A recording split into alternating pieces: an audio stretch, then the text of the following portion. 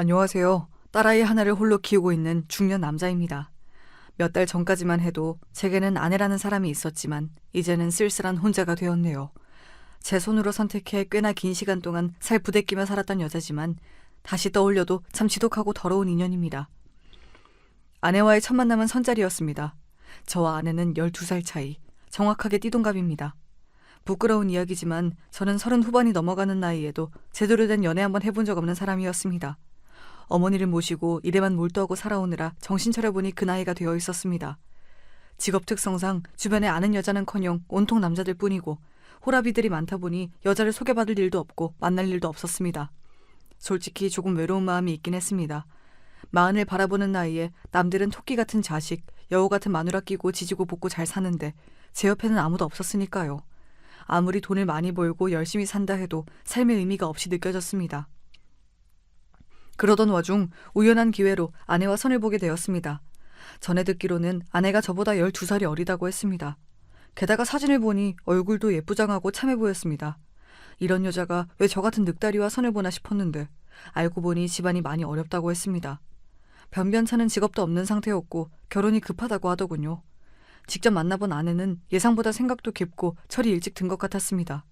어려운 집안에서 어릴 적부터 집안일을 도맡아 하며 자라 요리고 청소고 살림도 못하는 것이 없이 다 잘한다고 했습니다. 경제적 능력이 전혀 없는 것은 조금 아쉬웠지만 어차피 제가 처자식 먹여 살릴 정도는 충분히 벌고 있었기에 큰 문제는 아니었습니다. 그렇게 저와 아내의 결혼 준비는 일사천리로 진행되었고 장인어른과 장모님도 저를 상당히 마음에 들어 하셨습니다. 객관적으로 그리 잘난 외모는 아니었지만 허우대도 멀쩡하고 몸도 건강하고 모아놓은 돈도 꽤 되었기에 나이를 제외하고는 스스로도 그리 부족할 것이 없다 생각했습니다. 아내 집안에는 빚이 있었고 다달이 이자를 갚기에도 빠듯한 상황이었습니다. 아내는 경제력 있는 남자와 결혼을 하여 집안에 보탬이 되고자 하는 듯 했습니다. 저는 집에서 저를 내조해주고 아이를 낳아 잘 길러줄 참한 아내를, 아내는 경제적으로 넉넉해 본인 집안에 도움을 줄 만한 남편을 원했고 결과적으로 아주 적절한 만남이었다고 생각했습니다. 아내는 당연히 혼수고모고 아무것도 해올 형편이 되지 않았습니다. 애초에 결혼 이야기가 오갈 때부터 알고 있었던 사실이었기에 별 문제 삼진 않았습니다. 저 혼자 살고 있던 아파트에 옷가지 같은 가벼운 살림살이만 들고 들어와 신혼생활을 시작했습니다. 장인 장모님께는 매달 100만 원씩 용돈을 드리고 다달이 나오는 이자도 제가 부담하기로 했습니다. 경제적으로 조금 무리가 되었지만 젊고 예쁜 아내를 얻게 되었으니 이 정도는 큰일이 아니라고 생각했습니다. 주변에서는 다들 어디서 저런 참한 아내를 데려왔냐며 저를 부러워했고 저 스스로도 참 운이 좋다고 느껴졌습니다. 아내는 지고지순한 성격에 매사에 불만이 없었습니다. 저야 나이를 먹을 대로 먹었으니 결혼에 대한 환상이나 로망 같은 것이 없었지만 아내는 20대 중반의 어린 나이였는데도 특별히 원하는 것이 없었습니다. 결혼식장도 집에서 가깝고 저렴한 아무 곳이나 상관없다고 했고 드레스도 처음 입어본 것을 마음에 든다며 바로 골랐습니다. 신혼여행도 국내 아무 곳이나 가자고 하는 것을 제가 설득해 그나마 제주도로 정했습니다. 매사에 까다로운 것보다야 훨씬 나았지만 조금 심할 정도로 뭐든 좋다고 하니 기분이 이상하긴 했습니다. 물론 첫눈에 반해 연애를 하다가 결혼하는 사이는 아니었지만 그래도 기본적으로 전 아내에게 이성적인 호감이 있었거든요. 하지만 아내는 제가 아니라 돈을 잘 버는 어느 누구라도 상관없는 듯한 태도였습니다. 아내는 애초에 결혼이라는 것 자체에 큰 의미를 두지 않는 사람 같아 보였습니다. 오히려 제 쪽에서 더 결혼 생활에 대한 기대가 큰 것 같았어요. 흔히들 결혼하면 생각하는 것들 있지 않습니까? 아침에 일어나면 잘 잤냐 인사를 건네고 함께 식사도 하고 일이 끝나고 집에 돌아오면 하루 종일 있었던 일을 도란도란 이야기도 하고 주말이면 가까운 공원을 산책하거나 함께 영화를 보거나 하는 평범한 부부들이라면 다 하고 사는 것들 말입니다. 저는 아내와 결혼할 때 당연히 그런 것들을 함께 하며 살겠거니 했습니다. 지금껏 곁에서 일상을 나눌 수 있는 사람이 없어 쓸쓸했고 제가 아내에게 바라는 것들은 거창한 것이 아니라 그런 소소한 것들이었으니까요. 하지만 아내는 몹시 말수가 적은 편이었습니다. 제가 먼저 말을 걸지 않으면 제게 말을 붙여오는 일이 극히 드물었습니다. 결혼 전에는 분명 애교도 많고 싹싹한 성격인 것처럼 보였는데 결혼을 하고 나니 성격이 180도 변했습니다. 솔직히 말하자면 사기 결혼을 당한 기분이었습니다.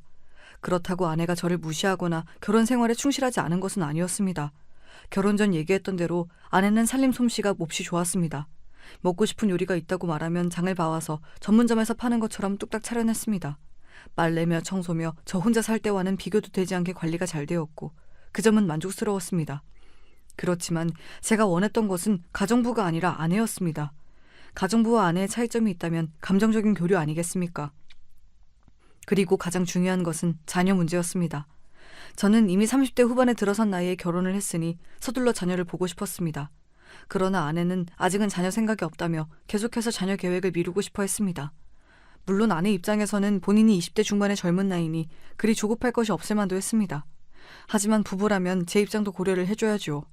환갑이 다 된 나이에 자식 뒷바라지를 하고 싶진 않았습니다. 그리고 더욱 섭섭했던 것은 아내가 자녀 계획을 미루자는 핑계로 저와의 잠자리를 거부했다는 것이었습니다. 아내는 잠자리뿐만 아니라 가벼운 뽀뽀나 포옹 같은 스킨십도 전부 꺼려했습니다. 물론 제가 먼저 다가가면 대놓고 피하진 않았지만 표정 관리를 잘 못하더군요. 아무리 나이 차이가 심하다지만 그래도 부부 사이인데 당연히 그 정도 애정행각은 하고 살아야 하는 것 아니겠습니까? 그리고 세상에 스킨십을 거부당하면 자존심 상해하지 않을 남자가 있을까요? 아내가 그런 식으로 저를 피할 때마다 몹시 기분이 상해 저도 점점 먼저 다가가는 일이 없어지게 되었습니다. 그런 와중에도 제 월급은 다달이 처가댁으로 들어가고 있었습니다. 처음에는 손해보는 일이 아니다 생각했지만 아내의 태도가 제 마음에 들지 않다 보니 점점 불만이 생기게 되었습니다. 결혼 생활이란 다 이런 건가 싶어 주변 사람들에게 묻고 다니기도 했습니다. 동료들이나 친구들은 원래 결혼은 사랑이 아니라 의리로 사는 거라며 남들도 다 그렇게 산다 저를 위로해 주었지만 도저히 이해가 가질 않더군요. 저와 아내가 결혼한 지 한참 지난 것도 아니고 나름대로 신혼을 보내는 중이었는데 말입니다. 아무리 생각해도 이용당했다는 생각을 지울 수가 없었습니다. 아내와의 관계가 서먹한 것은 별개로 장인 장모님과의 사이는 좋았습니다. 아무래도 제가 경제적인 부분을 다 책임지고 있어서인지 제게 몹시 잘 대해주시더군요.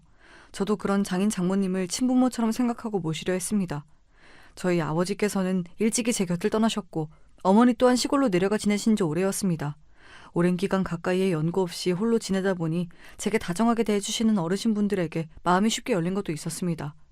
장모님이 해다 주신 반찬이나 장인어른께서 제 생각이 나서 사오셨다는 사소한 선물들이 왜 그리 마음에 와닿던지요. 저는 나름대로 사정이 복잡한 집안에서 컸습니다. 외동아들로 태어나 온 집안의 관심과 사랑을 받으며 자란 것도 잠시였습니다. 저희 부모님께서는 사이가 그다지 좋은 부부는 아니었습니다. 아버지께서는 전형적인 가부장이셨고 생전 부엌이라고는 들어가 본 적이 없으신 분이었습니다. 친할머니께서는 어머니께 몹시 못되게 구셨습니다. 당시 어렸던 제가 선명하게 기억하고 있을 정도이니 정도가 몹시 심했던 것이지요. 친할머니께서는 항상 제게 남자는 부엌 근처에 얼씬도 하면 안 된다. 남자로 태어났으면 큰일, 바깥일을 하며 여자를 이끌어가야 한다 말씀하시는 분이셨습니다. 여자는 집안에서 매사에 남자를 모셔야 하고 큰일은 전부 남자가 하는 것이라며 매사에 남녀 차별을 하셨던 분이니 며느리 구박이 오죽하셨겠습니까? 그 와중에 아버지께서는 그런 친할머니 밑에서 평생을 자라신 분이라 한 번을 어머니 편을 들어주시지 않았습니다. 그 당시에는 그런 일이 빈번하게 일어났다 하더라도 지금 와서 생각해보면 어머니께서 얼마나 서러우셨을까요? 연고 하나 없는 타지로 아버지 한 사람만 믿고 시집와서 평생을 고생만 하셨으니 어머니를 떠올릴 때마다 가슴이 미어지는 것 같습니다. 제가 아들이 아니라 딸이었다면 어머니와 조금 더 가까운 사이가 될 수 있었을까 싶다가도 만약 어머니께서 아들이 아닌 딸을 출산하셨다면 친할머니께서 얼마나 어머니를 구박하셨을지 상상조차 가질 않습니다. 친할머니께서는 항상 어머니께 전현이 시집와서 잘한 일이라고는 아들 낳은 것 딱 하나밖에 없다는 말을 습관처럼 하셨습니다. 친할머니께서는 저를 몹시 예뻐해 주셨지만 저는 그런 친할머니가 마음속으로 멀게만 느껴졌습니다. 특히 어머니를 구박하시는 모습을 볼 때마다 그런 생각이 들었습니다. 머리가 조금 큰 후에는 어머니를 대신해 친할머니께 대들었던 적도 있었습니다. 그날은 제삿날이었고 모든 친척들이 한 집에 모여 오랜만에 회포를 풀고 있었습니다. 저희 아버지께서는 오남매의 장남이셨기 때문에 제사 준비는 거의 저희 어머니께서 혼자 하시는 것이나 마찬가지였습니다. 아버지 밑으로는 2명의 작은 아버지와 고모가 계셨습니다. 딸은 출가 외인이라는 친할머니의 말씀에 따라 고모 2분께서는 제사 준비를 일절 돕지 않으셨습니다. 작은 어머니들께서도 마찬가지였습니다. 한 분은 선천적으로 몸이 약하시다며 모든 가족 행사에 한 번도 얼굴을 비추지 않으셨고 나머지 한 분께서는 전문직에 종사하시는 분이었습니다. 그래서 항상 일로 바쁘시다며 어머니와 함께 제사 준비를 돕지 않으셨습니다. 참 우스운 것이 그리도 여자는 바깥일을 하는 것이 아니라며 목청 높여 말씀하시던 친할머니께서는 돈을 잘 버시는 작은어머니께서 명절이나 가족 모임마다 고가의 선물을 사오시면 요즘 시대에는 꼭 여자가 집안일만 하라는 것은 아니다. 능력만 있으면 뭐든지 할 수 있다며 말을 바꾸셨습니다. 그러면서 어머니 들으라는 듯이 집에만 박혀서 지아비 등골만 빼먹는 것은 무슨 염치냐면서 그렇게 구박을 하셨습니다. 참다 못한 어머니께서 바깥에 나가 식당에서 일이라도 하겠다며 나서자 이게 어디서 어른한테 말대꾸를 하냐며 친척들이 다 보는 앞에서 어머니의 뺨을 내리치셨습니다. 그 모습을 보자 도저히 참을 수 없었던 저는 친할머니 앞에 가로막고 서서 바락바락 따지고 들었습니다. 할머님께서는 그리도 여자는 집안일만 해야 한다며 어머니를 구박하시고 핍박하시더니 작은 어머니께서 명품 선물을 사들고 오시니 그리 좋으시냐며 어떻게 사람이 한 입으로 그렇게 두 말을 하실 수가 있냐며 말입니다.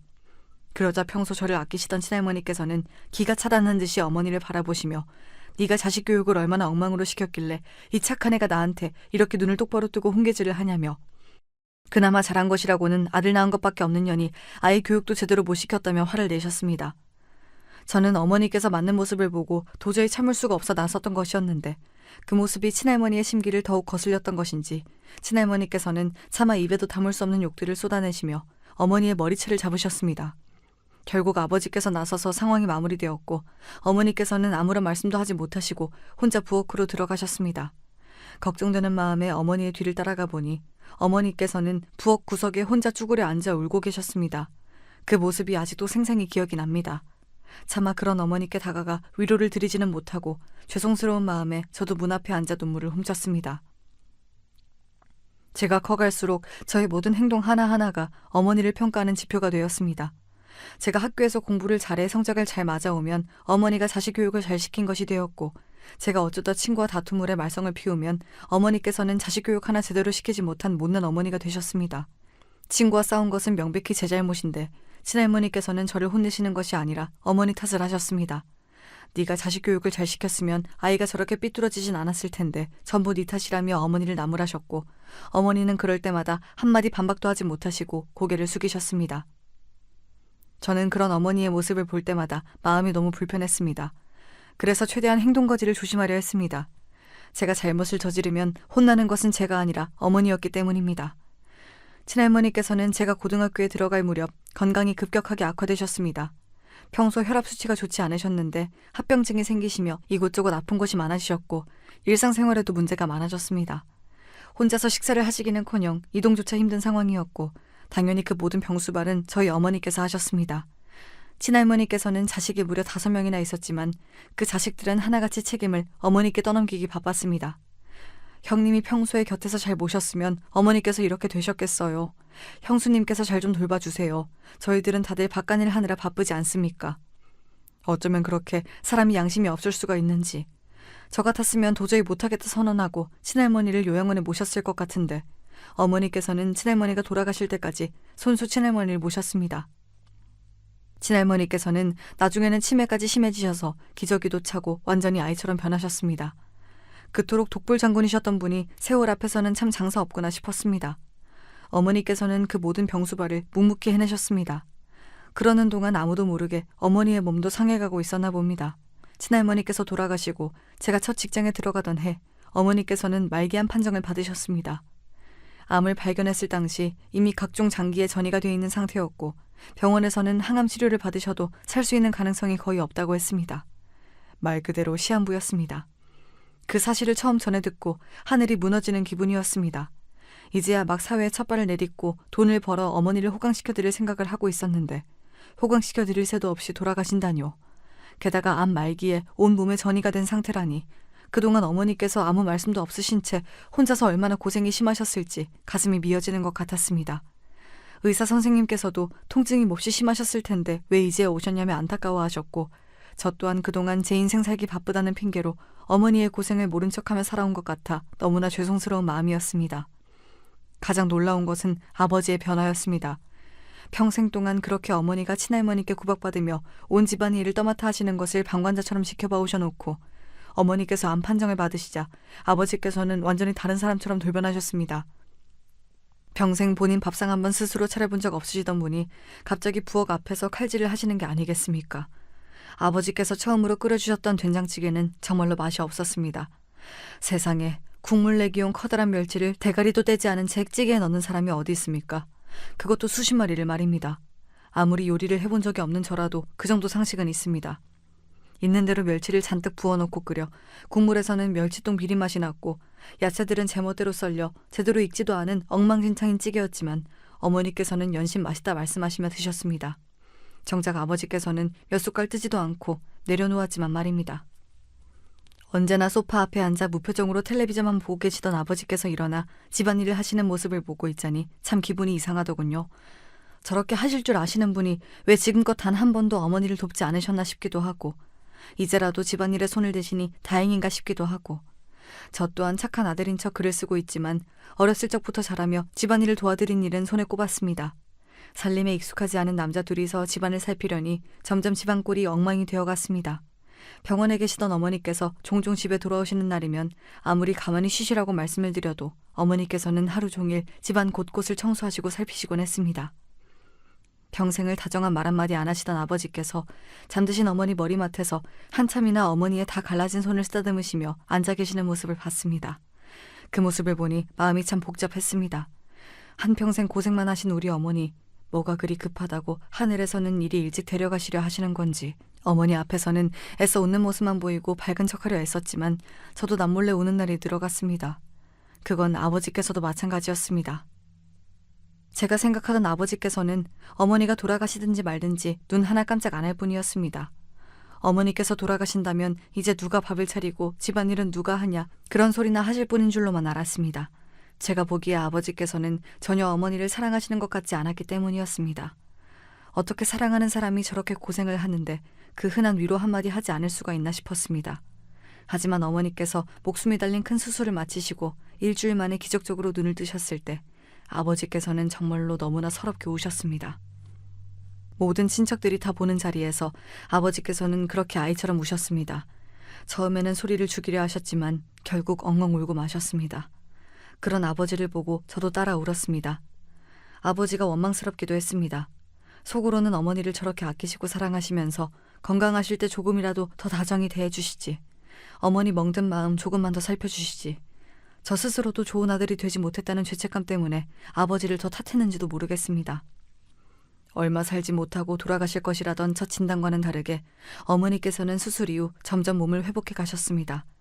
병원 측에서도 드문 일이라며 환자가 살고자 하는 의지가 강하다 하셨습니다. 저도 그런 어머니를 봐서라도 더욱 열심히 살았습니다. 어머니에게 자랑스러운 아들이 되기 위해 하루하루 직장에 적응하며 바쁜 나날들을 보냈습니다. 아버지와는 조금 서먹한 관계였습니다. 어렸을 적부터 저는 아버지가 어려운 존재였습니다. 아버지께서는 항상 제게 엄하신 분이었습니다. 칭찬 한번 제대로 해주신 적이 없었습니다. 그나마 어머니가 곁에 계실 때는 셋이서 함께 밥을 먹거나 시간을 보내기도 했지만 어머니가 투병 생활을 시작하신 후에는 같은 집에 살았어도 특별히 대화를 나누지 않았습니다. 제가 직장을 옮기며 독립하게 된 이후로는 더더욱 교류가 없어졌습니다. 저는 아버지가 불편하게만 느껴졌고 아버지께서는 어떤 생각을 하고 계셨을지 모르겠습니다. 하나뿐인 아들인 저와 좀 더 가까워지고 싶으셨을지, 아니면 제가 아버지를 원망했던 것처럼 아버지께서도 저를 원망하고 계셨을지. 그 당시 아버지의 마음은 이제 영영 알 수가 없게 되어버렸습니다. 얼마 지나지 않아 아버지께서 갑작스레 쓰러지셨습니다. 심근경색이셨습니다. 아버지께서는 쓰러진 지 하루가 지나서야 발견되었습니다. 평소 일주일에 한 번 정도나 안부 전화를 주고받던 사이였기에 아버지께서 쓰러지신 것을 제가 빠르게 알 길이 없었습니다. 병원에서 급하게 연락이 왔고 불이 나게 달려가 보니 아버지께서는 이미 운명을 달리하신 뒤였습니다. 너무나 갑작스러운 일에 눈앞이 캄캄했습니다. 아무리 교류가 없던 사이라 하더라도 아버지는 아버지였습니다. 저도 모르게 마음속 깊은 곳에서는 아버지께 의지를 하고 있었던 것일지도 모르겠습니다. 사무치게 쓸쓸하고 서글픈 마음이 들었습니다. 처음 어머니께서 암 진단을 받으셨을 때와는 또 다른 슬픔이었습니다. 어머니가 아프시고 부모님께서 돌아가시기 전까지 정말 잘해야겠다 결심했으면서 아버지를 너무나 허망하게 보내드렸구나. 나란 놈은 정말 못난 아들이다라는 자책감만이 들었습니다. 그렇지만 후회해봤자 이미 늦은 때였습니다. 정신없이 장례식을 치르고 아버지를 보내드렸습니다. 그 뒤로 어머니의 간병은 제 몫이 되었습니다. 그렇게 긴 시간 동안 앞만 보며 달려왔습니다. 남들은 다 결혼하고 아이를 낳고 평범하게 살아갈 때 저는 혼자서 어머니를 돌보며 일만 했습니다. 타고난 성품이 무뚝뚝해서인지 낯선 사람들과 가까워지는 일이 쉽지가 않았습니다. 그러면서도 외로움은 잘 탔습니다. 그래서 결혼을 섣불리 결정했는지도 모르겠습니다. 젊고 예쁘장한 여자가 제 아내가 되어주겠다는데 거절할 이유가 없다고 생각했습니다. 서로 다정하지 못하신 부모님을 보고 자라 그런지 저는 아내 될 사람과 친구처럼 가까이 지내고 싶은 욕심이 있었습니다. 물론 나이 차이가 나이 차이인지라 정말 격없이 지내긴 어려웠겠지만 적어도 좋은 오빠처럼 힘든 일이 있을 때 기댈 수 있는 든든한 남편이자 다정한 반려자가 되어주고 싶었습니다. 하지만 그것은 전부 제 욕심이자 저 혼자만의 생각이었나 봅니다. 아내는 저를 점점 멀리하기 시작했습니다. 처음에는 제게 문제가 있다고 생각했습니다. 제 외모가 너무 아저씨 같아서 일을 하고 돌아오면 꾀주저한 모습이 꼴보기 싫은 건가 싶었습니다. 그래서 미용실도 다니고 운동도 하면서 저 스스로를 관리하려 애썼습니다. 제가 봐도 아내는 참 젊고 예뻤고 거울에 비친 저는 늙고 못난 놈이었습니다. 열등감까진 아니었지만 외적인 것만 놓고 봤을 때 제가 아내에 비해 부족한 것은 사실이니 최대한 아내가 저를 사랑할 수 있도록 만들어주고 싶었습니다. 하지만 그런 것들은 아무 소용이 없었습니다. 아내는 제가 미용실에 다녀오든 새로운 옷을 사입든 아무런 관심이 없었습니다. 제가 변한 것조차 눈치채지 못했습니다. 아내는 항상 텅 빈 인형 같은 모습이었습니다. 제가 질문을 던지면 딱 그것에 대한 대답만 했습니다. 저와 대화를 하기 싫어 보였습니다. 혹시 내가 뭘 잘못했나 아니면 거슬리는 것이 있나 물어도 아내는 그저 고개를 저을 뿐이었습니다. 고민하던 끝에 아내와의 문제를 장인 장모님께 상의드리기도 했습니다. 장모님께서는 애가 어렸을 적부터 바쁜 부모 탓에 혼자서 집안일을 도맡아 하느라 철이 일찍 들어 그렇다며 말수는 좀 적어도 나쁜 아이는 아니니 제가 이해해달라 부탁하셨습니다. 장인어른께서도 본인에게도 그리 애교 많은 딸이 아니었다며 너무 섭섭해할 필요 없다고 말씀하셨습니다. 그러나 분명 제가 처음 선재리에서 만났던 아내는 싹싹하고 밝은 성격이었습니다. 말투에서 애교가 뚝뚝 묻어나오는 여자였습니다. 그런 모습에 저런 여자라면 화목한 가정을 꾸릴 수 있겠다 싶어 마음이 열린 것도 있었습니다. 장인 장모님 말씀대로 정말 타고난 성격이 그런 것인데 제가 착각을 했던 것인지 아니면 제게 잘 보이기 위해 연기를 했던 건지 알 수가 없었습니다. 여자와의 관계에 서툴렀던 저는 이런 일을 겪으면서도 아내에게 쉽사리 이야기를 꺼내기가 어려웠습니다. 혹여나 제 말에 아내가 상처를 받을까, 지금 상황에서 더 부부관계가 악화되지 않을까 싶었습니다. 스스로 부족할 것이 없다 생각했지만 젊고 예쁜 아내 앞에서 저도 모르게 위축되고 있었던 것일지도 모르겠습니다. 게다가 앞서 말했지만 아내는 저와의 감정적 교류 외에 아내로서 해야 할 일들, 그러니까 내조나 집안일은 완벽하게 해내고 있었습니다.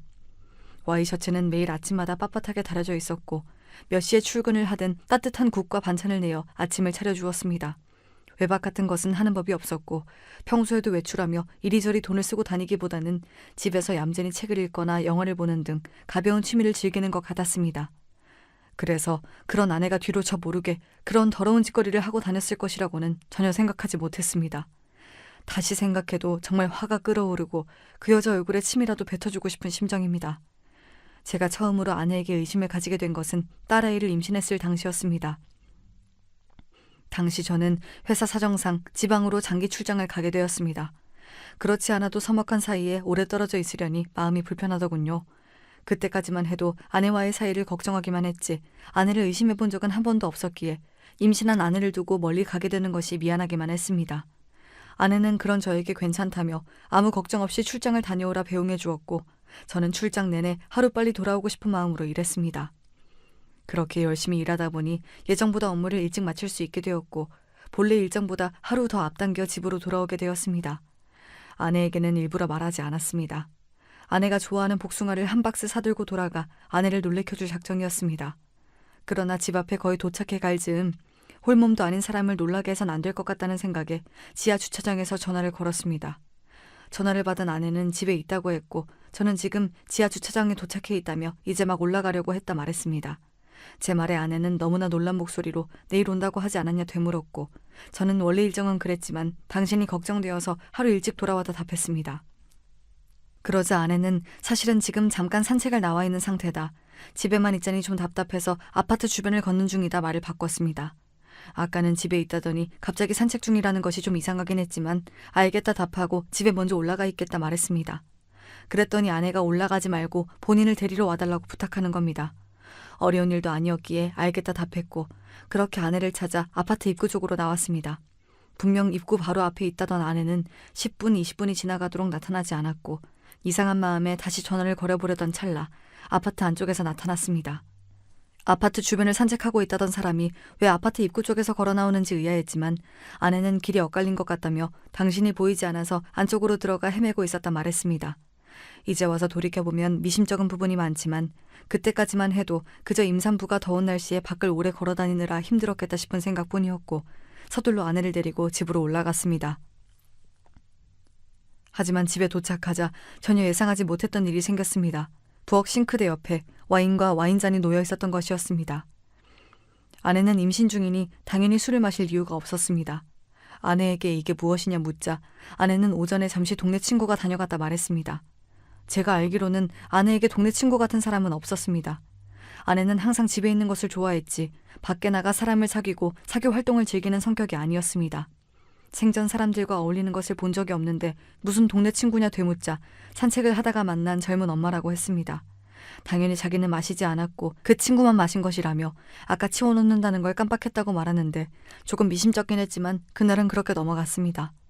지금 와 돌이켜보면 평소 매사에 무덤덤한 아내가 그렇게 화들짝 놀라 말을 술술하는 것을 보고 의심하지 않은 게 이상할 정도였습니다. 그 뒤로 시간이 흘러 아내는 딸을 출산했습니다. 딸은 누가 봐도 제 딸이라고 말할 정도로 저와 똑 닮은 얼굴이었습니다. 사실 내심 저보다는 예쁘장한 아내를 닮길 원했지만 첫 딸은 아빠를 닮는다고들 말하지 않습니까? 객관적으로 보자면 쌍꺼풀 없이 작은 눈에 낮은 코까지 저를 판박이로 닮아 예쁜 얼굴은 아니었지만 그래도 제 눈에는 세상에서 제일 사랑스럽고 귀여운 아기였습니다. 아내의 출산 소식에 병세가 많이 완화되어 시골에서 요양을 하고 계시던 어머니께서 불이 나게 짐을 싸서 올라오셨습니다. 아내가 많이 어리기도 하고 장인 장모님께서는 아내를 챙겨주실 여유가 없었습니다. 요즘 산후조리원 잘 되어 있다.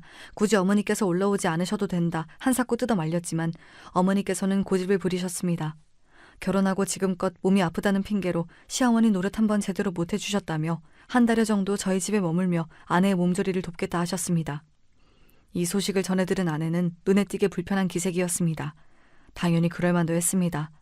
결혼 후 특별히 교류가 있었던 것도 아니었고 아내 입장에서는 저희 어머니가 마냥 낯설게 느껴질 것 같았습니다.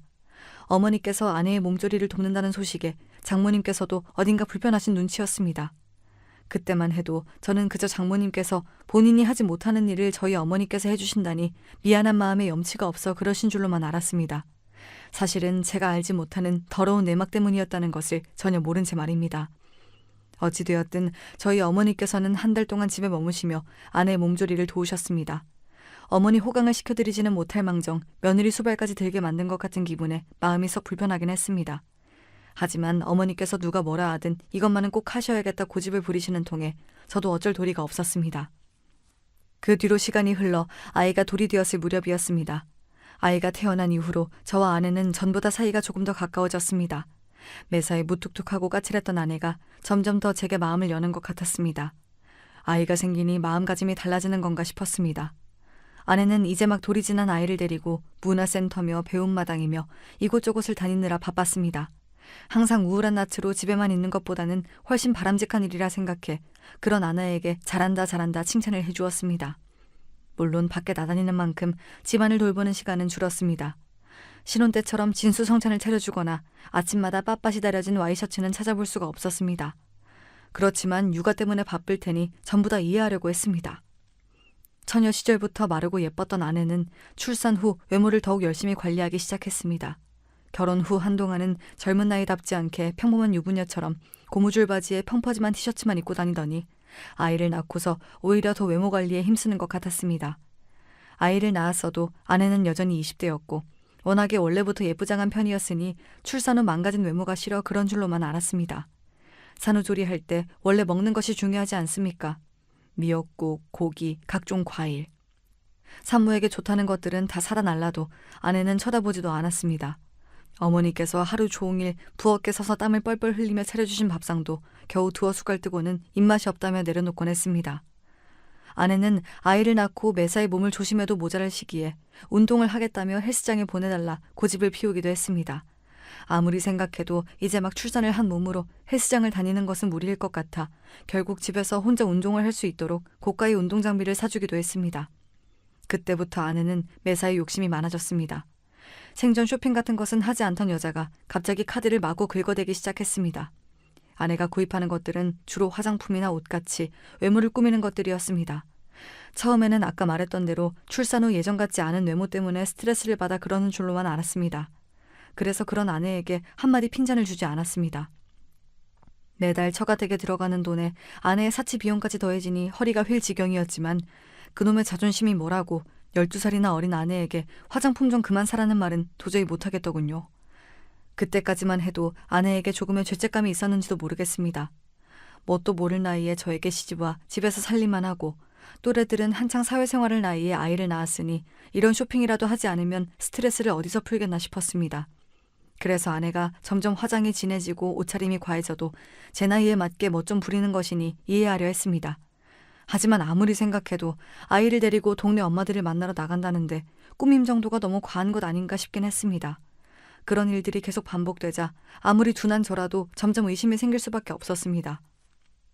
곰곰이 생각해보니 아내와의 사이가 가까워진 것도 저에게 마음을 연 것이 아니라 아내의 성격 자체가 전보다 밝아진 것 같기도 했습니다.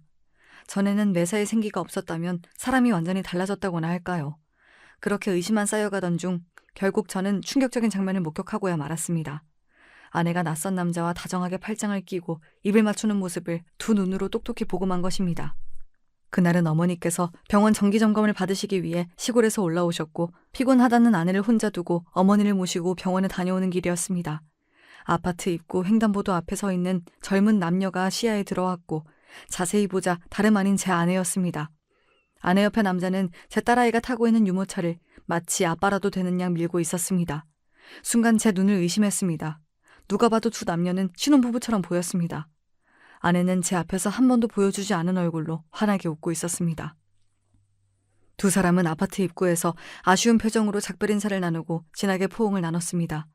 속에서 천불이 끓는 것 같았습니다. 왜 진작에 아내의 외도를 눈치채지 못했을까? 바보처럼 철석같이 저 젊은 여실을 믿고 있었을까? 배신감에 머리가 뜨거웠습니다. 도대체 언제부터 저놈을 만나고 다녔던 건지, 장인 장모님께서도 이 사실을 전부 다 알고 계실지, 그리고 종국에는 딸아이가 제 친자가 맞는지까지 의심이 들었습니다. 주변에서 다 같이 입을 모아 저를 판박이처럼 닮았다 말하는 아이였지만 상황이 그 지경이 되니 아무것도 믿을 수가 없었습니다. 아내는 순순히 외도를 인정했습니다. 그리고 털어놓는 말이 가관이었습니다. 아내와 그 남자는 저와 결혼을 하기 전부터 연인관계였다고 했습니다. 하지만 그놈은 경제적 능력이 부족했고 당장에 집안의 빚을 갚아줄 남자가 필요했기에 선을 봐 저와 결혼을 한 것이라고 했습니다. 그리고 한동안은 정말 그 남자와 헤어졌다고 했습니다. 그렇지만 아내는 마음속 깊이 그놈을 사랑했기에 계속해서 그놈이 생각나고 너무나 그리웠다고 하더군요. 그러던 와중 딸아이를 임신했을 때 그놈에게서 연락이 왔다고 합니다. 이제 번듯한 직업이 생겼으니 다시 자기한테 돌아오라면서요. 아내 뱃속에 있는 제 딸아이까지 본인이 책임지겠다며 큰 소리를 떵떵 쳤다고 합니다. 그렇게 아내는 뱃속에 제 아이를 품고 그 남자와 계속해서 불륜을 이어나갔습니다. 출산 후에 장인 장모님께서도 그놈을 소개시켜주며 저와는 이혼하고 그놈과 재혼해 딸아이를 함께 키울 거라고 말도 안 되는 소리를 짓거렸더군요. 불행인지 다행인지 장모님께서는 그런 아내를 타박하며 정신 차리라 혼을 내셨고 아내는 그럼에도 불구하고 저와 이혼하고 그놈과 살림을 차리고 싶어 했습니다. 모든 사실을 알게 된 이상 전과 같은 관계로 지낼 수는 없었습니다. 제가 아내의 외도 사실을 알게 되었다는 사실을 듣고 장인 장모님께서는 불이 나게 달려와 제 앞에 무릎까지 꿇으시며 제발 아내를 용서해달라 간청하셨습니다. 애가 너무 어려 아직 철이 안 들어 그렇다. 아주 혼쭐을 내서 정신 차리게 만들 테니 한 번만 눈 딱 감고 넘어가 달라. 손이 발이 되도록 비시는데 장인 장모님께서 무슨 잘못이 있어 이렇게까지 하시나 싶긴 하더군요. 오히려 잘못한 장본인인 아내는 자기는 잘못한 게 없다며 당당한 태도였습니다. 마음 같아서는 바로 이혼하고 처가댁 식구들과 인연을 끊고 싶었지만 그놈의 정이 뭐라고 쉽지 않았습니다.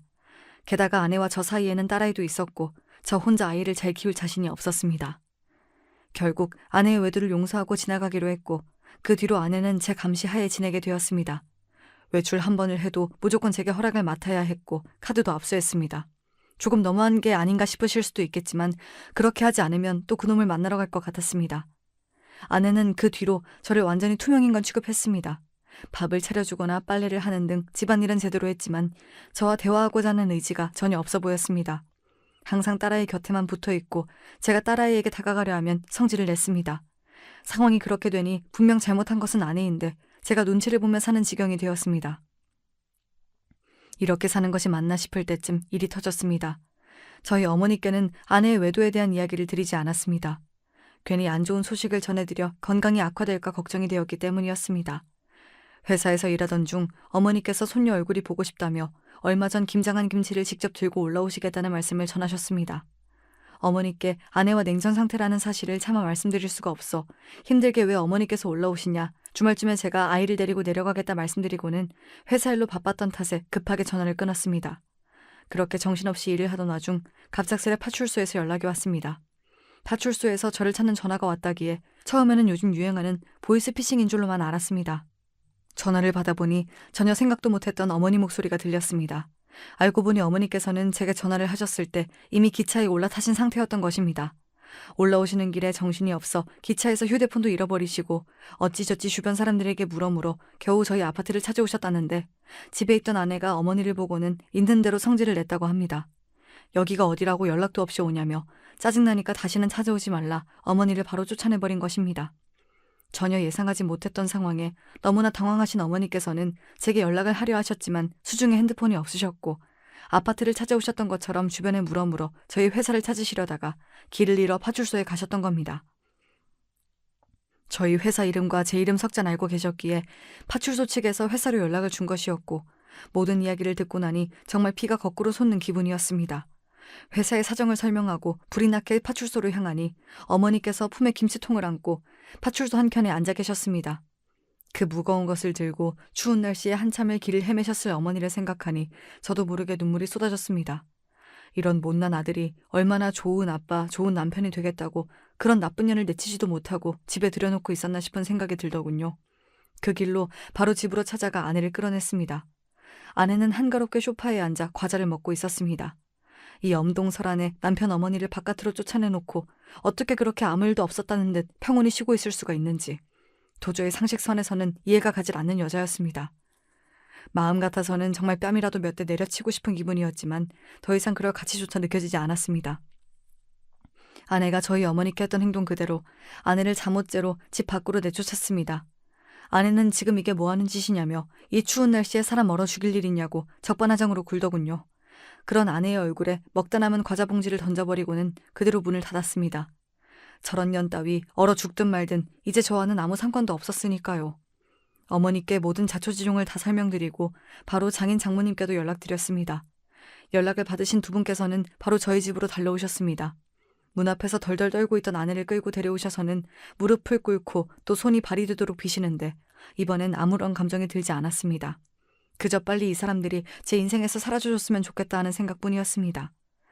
마음만 먹으면 외도의 사기 결혼에 소송까지 걸어서 위자료를 거하게 뜯어낼 수도 있겠지만 더러워서 안 한다. 좋게 말할 때 친권 양육권 네 손으로 포기하고 내 인생에서 사라져라. 그리고 그동안 네 집안 빚 갚아줬던 돈은 그대로 내놔라 말하니 그때까지 뻔뻔하게 일관하던 아내가 갑작스레 낯빛을 바꾸더군요. 그동안 본인이 내조 열심히 하지 않았냐며 가사 노동의 대가로 그 정도 돈은 받을 수 있는 것 아니냐 말하는데 그 와중에 딸아이 걱정보다 돈 걱정을 먼저 하는 것을 보고 조금이나마 남아있던 정도 다 떨어지는 기분이었습니다. 씨알도 안 먹힐 소리 하지 말고 당장 내 집에서 나가라 소리를 지르자 가족 3명이서 거머리처럼 제 다리를 잡고 떨어지질 않는데 참 기가 찼습니다. 본인은 잘못한 것 없다며 거만하게 굴던 여자가 돈 얘기가 나오자 바로 태도를 바꾸는 게 너무나 어이가 없더군요. 당연히 울고불고 떼를 쓴다고 용서해줄 마음 따윈 없었고 그대로 등 떠밀어 집 밖으로 쫓아냈습니다. 아내는 친권과 양육권은 포기할 수 있지만 돈은 줄 수 없다며 우리 집 사정 어려운 거 뻔히 알면서 좀 봐줄 수 없냐. 이제 와서 제게 사정을 했고 기회를 줬을 때 잘하지 그랬냐. 네가 그놈과 붙어먹은 것을 뻔히 알면서도 데리고 살아주려고 했다. 네 스스로 걷어찬 복이다. 딱 잘라 끊어내버렸습니다. 소송에 들어가면 패소할 것을 뻔히 알았는지 결국 아내는 기일에 맞춰 돈을 다 준비해왔고 친권과 양육권을 모두 포기하는 조건으로 이혼까지 마무리되었습니다. 대출을 했는지 아니면 저 몰래 숨겨둔 돈이 있었는지 그것도 아니면 그렇게 사랑해서 죽고 못 산다는 그놈이 마련해준 돈인지는 몰라도 저는 준 것대로 다 받아냈으니 이제 평생 그 사람들과 엮일 일이 없었으면 합니다. 아내와 이혼한 후로는 어머니께서 시골집을 정리하시고 올라와 딸아이를 돌봐주시고 계십니다. 호강시켜드리겠다고 약속드리고는 언제쯤 못난 아들에서 벗어날지 참 죄송한 마음뿐입니다. 늦은 나이에 드디어 제 짝을 만나 인생 좀 행복해지나 싶었더니 세상 일이 맘대로 풀리지를 않네요. 아내와의 일을 생각하면 씁쓸한 심정이지만 그래도 이제는 세상 무엇과도 바꿀 수 없을 정도로 소중한 딸아이가 제 곁에 생겼으니 앞으로는 딸아이 그리고 어머니를 위해서 더 힘내서 살아가 보려고 합니다. 그래도 딸아이 시집갈 때 혼수 넉넉히 해줄 정도는 벌어놔야겠죠. 아무튼 여기까지 못난 놈의 넋두리 같은 이야기였습니다.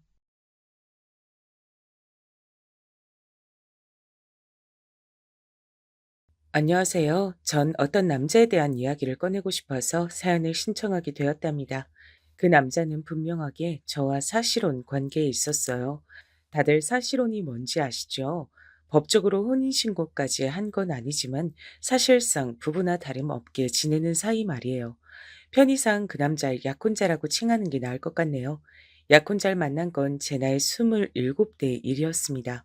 그땐 약혼자가 갓 취업을 해서 사회생활을 하고 있던 시기였고요. 전 옷가게에서 일을 하고 있었어요.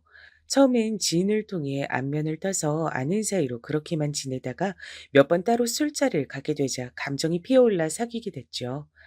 성현아, 암만 생각해도 나는 네가 좋다. 나한텐 너뿐이야. 너와 좋은 감정을 함께 키워나가고 싶어. 저 역시 호감을 가지고 있었기 때문에 그 고백을 마다하지 않았는데요. 사귀고 나서 꼴랑 나흘 정도나 지났을 때였을까요? 갑자기 옷가게로 누가 불쑥 찾아왔어요. 야, 네가 진혁 오빠한테 꼬리친 년이야? 딱 봐도 친절하게 옷이나 사러 온 손님 같아 보이진 않았습니다. 진혁이는 약혼자의 이름이었어요. 저보다 어려 보이시는데 다짜고짜 반말을 찍찍 날리시면서 이게 무슨 무례이신지. 늙은 거 자랑하니 늙딸이야? 내가 먼저 진혁 오빠 만나고 있었는데 너야말로 웬 무례세요? 남의 남자 이렇게 막 뺏어가도 돼? 상도덕도 없어? 저기 진정하세요. 진혁인 만나는 여자가 전혀 없었는데 갑자기 무슨 헛소리를 하시는 건지도 모르겠고요.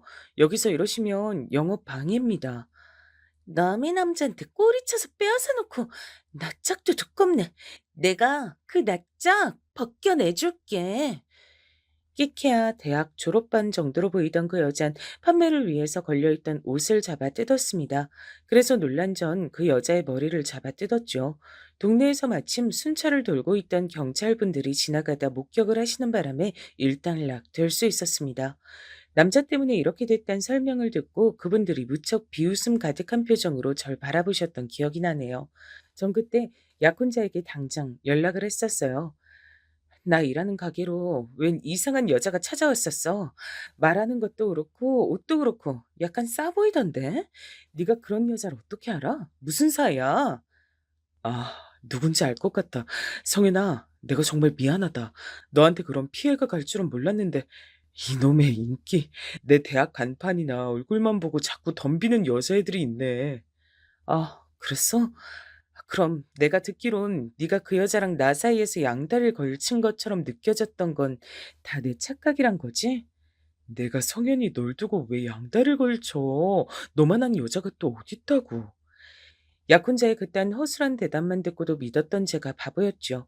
대학 간판이니 얼굴이니 그 시절 감성은 왜 그렇게 말도 나쁘끄럽게 민망하게 하도록 만들었던지 모르겠네요. 약혼자는 객관적으로 썩 잘생긴 얼굴이 아니었습니다. 다만 대학 간판은 객관적으로 그럴싸했죠. 그래서 이것만은 제가 인정한다 싶은 마음이었네요. 약혼자가 좋은 대학을 나왔습니다. 서울대를 포함한 스카이. 딱 바로 그 아래 단계의 대학을 나왔어요. 졸업 성적도 꽤 나쁘지 않았고요.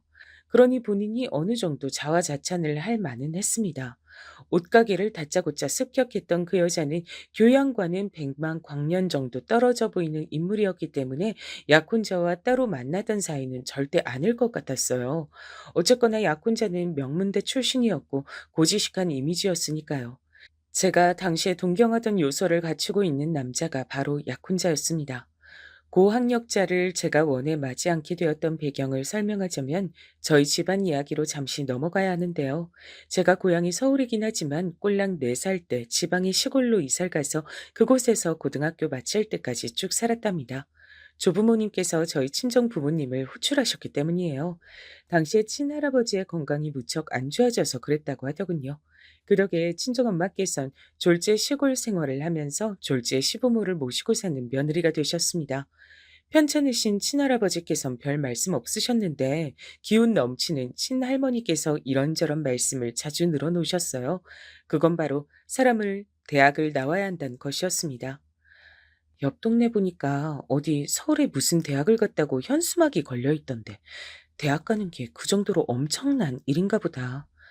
저도 자연스레 그런 생각을 하게 됐죠. 친할아버지나 친할머니는 물론이고 제 친정 부모님이나 다른 친척 어른들, 사촌 형제들을 뒤져봐도 당시에 대학 나온 사람은 아무도 없었습니다. 집안 특성상 대대로 장사가 체질이었기 때문에 그쪽에 몰두를 하느라 상대적으로 대학에 대한 필요성도 못 느꼈던 거예요. 하지만 어른 입장에선 그게 두고두고 한이 됐나 보더라고요. 친할머니께선 대학을 가야 사회에서 대접받고 산다고 하시면서 특히 제 친오빠 앞에서 열변을 토하셨습니다. 어렸을 땐 차마 눈치채지 못한 사실이었는데 나중에 커서 냉정하게 살펴보니까 저희 집안 사람들은 물려받은 유전자 자체에 공부머리가 부족한 것 같더라고요. 공부를 잘하는 두뇌도 유전이라고 하니까요. 그런 마당인데 공부가 잘 되겠나요?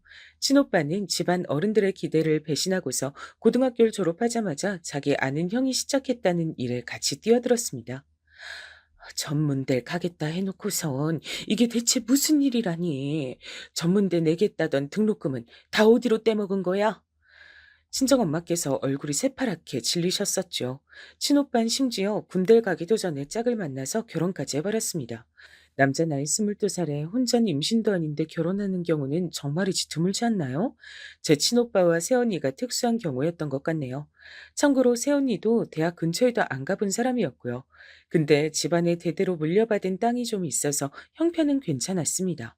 새언니 쪽에 나이가 딱히 많지도 않았어요.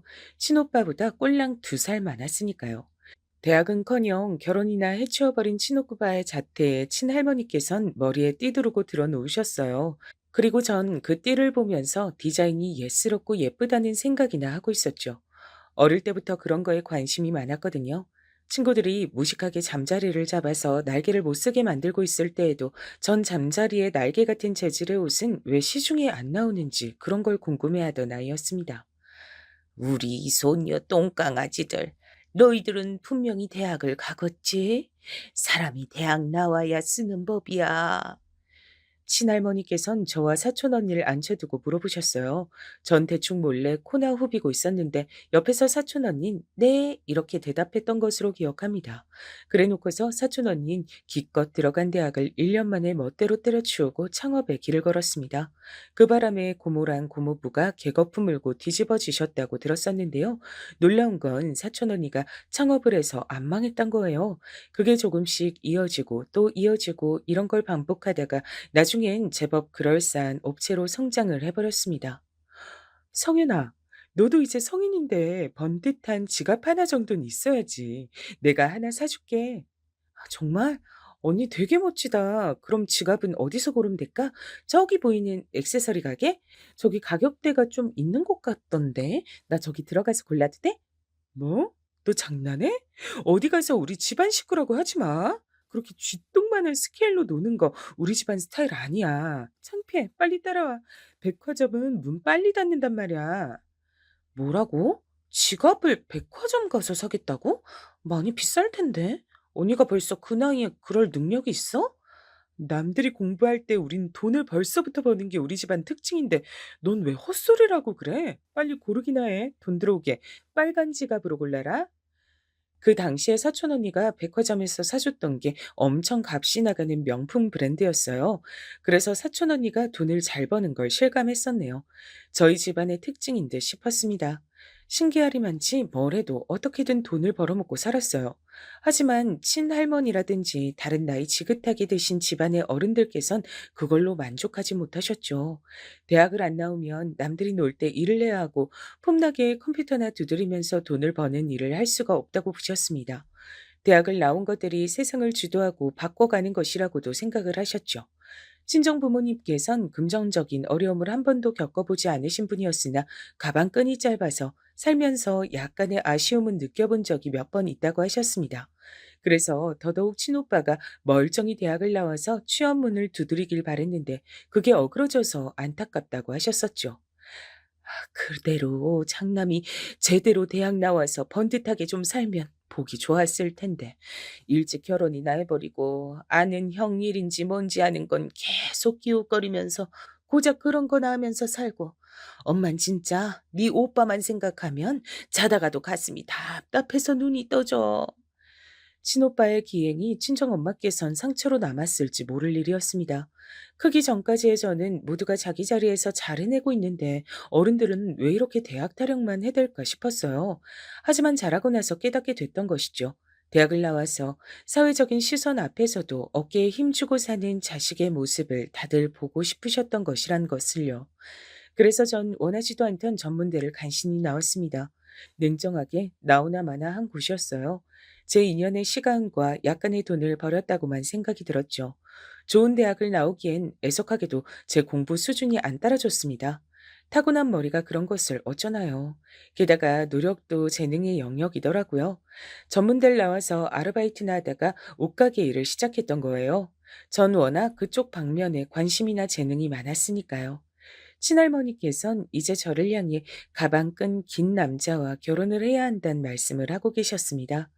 제가 스스로 안 된다면 배우자라도 잘 만나면 될 일이라고 보셨던 거예요. 저는 제가 집안 어른들에 대한 기대치를 못 채워드렸다는 것에 항상 죄송한 마음을 어느 정도 갖고 있었기 때문에 남자는 반드시 고학력자만 만나겠다고 다짐을 마쳤습니다. 그래서 약혼자가 마음에 들었던 겁니다. 고학력자인데다 공부에 관심도 지대한 사람이었으니까요. 그럼 아주 그럴싸한 대학 한판을 탄 사람이잖아. 아이고, 잘했다. 우리 성현이 강아지가 아주 판단을 잘했어. 그래, 나이 먹고서 사내 만날 땐 그렇게 구실을 제대로 하는 놈으로 만나야 하는 거야. 이 할미는 그 사람이 벌써 마음에 드는구나. 약혼자의 학력을 확인하신 친할머니께서 무척 좋아하셨습니다. 친정 부모님의 반응도 비슷했고요. 간섭 안 할 테니까 어디 한번 잘 해보라면서 응원을 보내주셨습니다. 약혼자는 제법 번듯한 직장에 다니고 있었고 저는 옷가게 직원이었으나 버리는 제가 썩 밀리지 않았습니다. 왜냐면 저는 그 옷가게에서 횟수로 4년째 일을 하고 있었으며 전반적인 관리를 제가 다 하는 역할이었거든요. 그래서 약혼자가 저에게 의지를 할 수 있었던 것 같아요. 사귄 지 반년이 넘어가던 때였는데 저한테 대뜸 공부를 더 하고 싶다고 말을 하더라고요.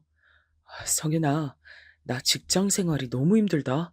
내가 이러려고 대학을 나왔나 싶고 요즘 매일매일 자괴감이 들어서 미칠 것 같아. 응? 갑자기? 이틀 전까지만 해도 웬만한 대기업보다 복지가 좋아서 대기업 안 부럽다 그랬었잖아. 내가? 너한테 그런 소리를 했었던가? 에이, 난 그런 기억 없어. 네가 잘못 들었겠지. 아니야. 엊그제 우리 만나서 같이 저녁밥 먹다가 그런 얘기 나왔었잖아. 복지 얘기. 그래서 내가 똑똑하게 기억하는데. 아, 맞아. 그래. 그랬던 것 같네. 성현이 넌 별걸 다 기억한다. 암튼 그날은 내가 유독 기분이 좋았던 것뿐이고 원래는 평소에 기분이 매일 안 좋아. 왜? 직장 일 때문에? 일하는 게 많이 힘든 거야? 그럼 이직 준비해 보는 게 낫겠네. 일도 그렇고 자꾸 생각만 많아지는 것 같아. 내가 이렇게 일을 해서 살다가 결국 뭘 이룰 수 있겠나 싶고 궁극적으로 내가 하고 싶은 건 뭘까 싶어져서 고민을 내가 좀 해봤는데 아무래도 나는 이런 일반 직장 생활에 안주하고 만족할 그릇이 아닌 것 같아. 너 다른 재능을 펼칠 수 있는데 그러질 못하고 지내고 있으니까 내가 자꾸만 불안하고 힘든가 봐. 근본적인 문제가 있는 거지. 뭐라고 하는 건지 잘 모르겠다. 말이 왜 그렇게 거창해? 그래서 결국 뭘 어쩌고 싶단 거야. 그것만 정확하게 말을 해줘 봐. 그래. 네 머리로 다 이해해 달란 소리는 안 해. 그건 내가 어차피 기대도 안 했어. 내가 원한 건 회계사가 되는 거야. 약혼자는 어느 날 뜬금없이 회계사가 되겠다는 얘기를 꺼냈습니다. 표정을 보니까 장난을 하는 건 아니었고, 심지어 그 꿈을 자기가 꾸게 된 게 아니라 원래 속에 간직하고 있었던 것이라고 말을 했어요. 현실과 타협해서 우선은 직장 생활을 하고는 있었지만 회계사가 되고 싶다는 생각이 자꾸만 커져갔다고 하더라고요. 성현아, 너 우리나라에서 사짜 직업이 얼마나 대우받고 뭐 잘 먹히는지 알지? 이건 IQ 두 자리인 사람이라도 아는 사실이야. 사짜 직업이 최고란 거. 근데 회계사를 봐. 사짜 직업이잖아. 게다가 전문적이고 지적인 냄새가 솔솔 풍기기론 다른 사짜 직업들 안 부러워. 내가 회계사 되잖아? 그럼 내 여자친구인 너도 덩달아 대박 치는 거야. 인생 대박. 와. 얘기만 들어도 진짜 대박인 것 같다. 그럼 당장 회계사 해. 일반 직장 때려쳐.